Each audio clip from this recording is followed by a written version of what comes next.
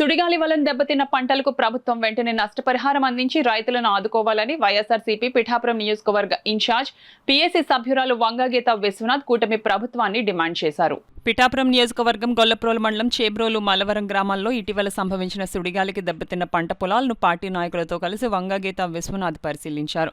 పంట నష్టపోయిన రైతులతో మాట్లాడారు. అనంతరం ఆమె మీడియాతో మాట్లాడారు. ఈ కార్యక్రమంలో Gollaprolu ZPTC Ulavakayala Lovaraju, MPP Arigela Ramannadora, AK Mallavaram మాజీ సర్పంచ్ అరిగెల మణిబాబు తదితరులు పాల్గొన్నారు.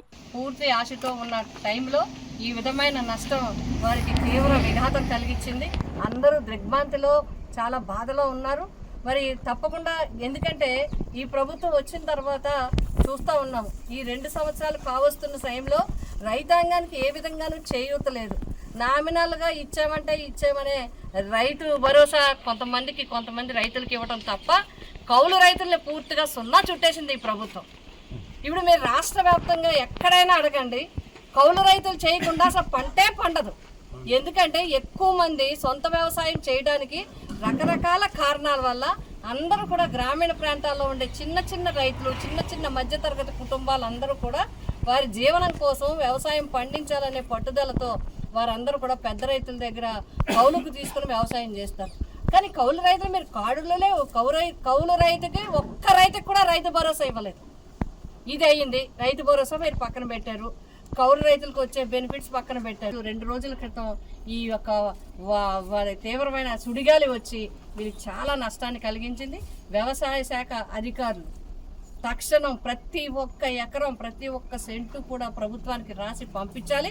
అందరికీ కూడా నష్టపరిహారం ఇవ్వాలి. వారికి రైతాంగాన్ని వెంటనే ఆదుకోవాలి. కలెక్టర్ గారికి కూడా రైతులందరి తరఫున మేము విజ్ఞప్తి చేస్తున్నాం, రైతాంగం తరఫున విజ్ఞప్తి చేస్తున్నాం.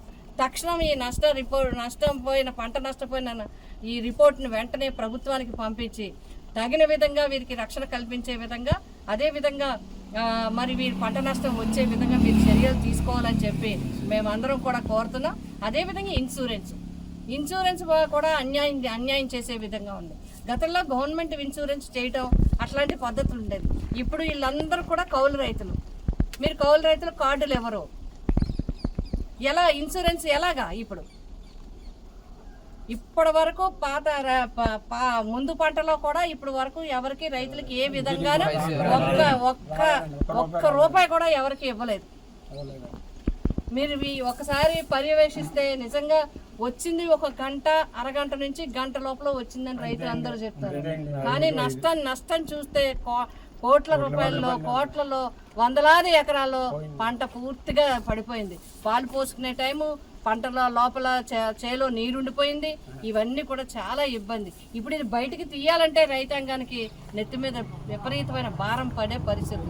కాబట్టి తక్షణం ప్రభుత్వం ఆదుకోవాలి. వీరి రైతాంగాన్ని రక్షించాలని చెప్పి వీరి తరఫున మేము ప్రభుత్వాన్ని డిమాండ్ చేస్తున్నాం.